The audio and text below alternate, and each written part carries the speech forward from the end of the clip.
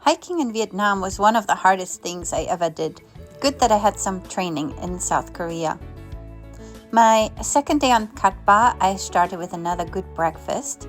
I left my suitcase downstairs at my hotel, and then I boarded the van to the national park. Our guide again was Tony from yesterday's trip, so that was fun. Tony bought our tickets to the national park, and then we encountered this little crab that was trying to threaten us. Tony led us to the entrance where I took a photo of the map. And then we just started climbing really steep stairs up the hill. This was much worse than the volcano I climbed in Jeju Island. Now here, notice the little gecko or lizard on the tree trunk. I was keeping pace with everyone, but see how steep this is. The terrain was very rugged. We had to climb over rocks and roots, and every once in a while took a little break. We stopped at the sign covered in stickers for a little bit and then just kept on climbing higher and higher. We found this climber who does the whole climb barefoot. And then look, this was our first lookout spot. And you can just see how green all the hills are. It was very, very pretty. I took the obligatory selfie, and then Tony again offered to take my photo. We had to keep on going to get to an even higher spot, and you can see I was really flushed from the hike. At this point it was stairs and more stairs, but it was nice to be able to hold on to a railing. And then we had another wonderful view of the hills going all the way into the distance. We stayed for a little while, really enjoying the scenery, and then we climbed back down, which of course also is very difficult. Our tour included the hike up this mountain in the national park, and then 2 caves. One was a limestone cave, and one was called the Hospital Cave, which had been used by the Viet Cong. First, we stopped at this limestone cave. First, there was a flat path through the jungle, and then more stairs up to the cave entrance. When we entered Trung Trang Cave, Tony warned us that some areas might be very slippery. I was filming everything, and of course I wasn't paying attention and actually slipped. I've loved caves ever since I entered my first Tropfsteinhöhle in the Harz Mountains in Germany as an 8-year-old. And since then I've gone to many, many caves, and just every time I'm really amazed by what nature can do.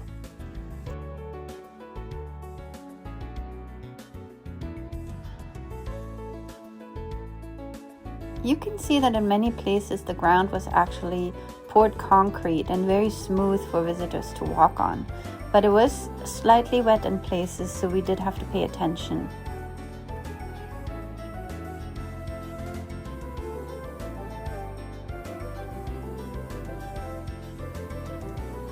Most of the time we could walk upright, but some of the time we had to duck and bend low to get into the next passage.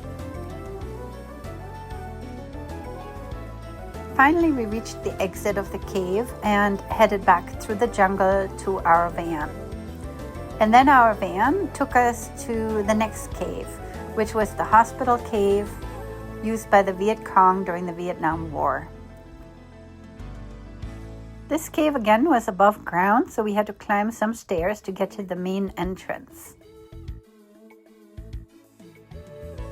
Here Tony told us a little bit about the history and how it still influenced life today in Vietnam, where China is considered a major backer and ally.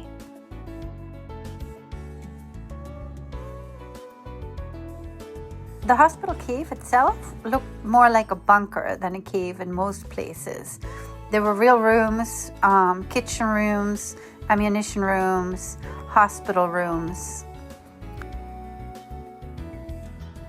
In many of the rooms, mannequins were used to illustrate what it would have looked like back during the war.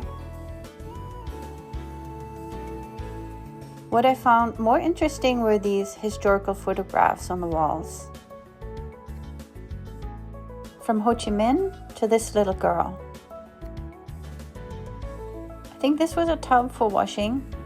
And then we came to another part of the cave that was more natural.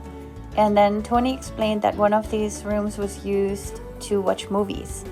The soldiers and villagers would get together and watch movies together. Here's Tony showing us how to use this ladder. We kept walking around this very large cave and came to more rooms, more hospital beds. Some of them were quite large. There's this dining room. And then we went back to the entrance or exit of the cave. I took one more picture because I really liked the historical images more than the cave itself. After the half-day tour, I got dropped off at my hotel and had lunch at the restaurant next door, which was very good again. I think the bus only picked me up around 3 o'clock. This was our bus guide. We went back to the boat, left the island, and then went into another bus that took us back to Hanoi. Here's my Airbnb. I had some trouble checking in because I accidentally reset the door lock code, so somebody had to come with a motorbike and rescue me. After I settled in, I left again in search of dinner. I went into the old quarter again from this direction and just explored the old quarter at night for the first time, which was a lot of fun. There were lots of shops, lots of motorbikes. I think this building is now being condemned and going to be torn down. I'm so glad that I still saw it. But I had trouble finding dinner. I wasn't really sure what I wanted. I wasn't really sure what I would like. And I think I ended up in a Japanese restaurant eating some Japanese chicken.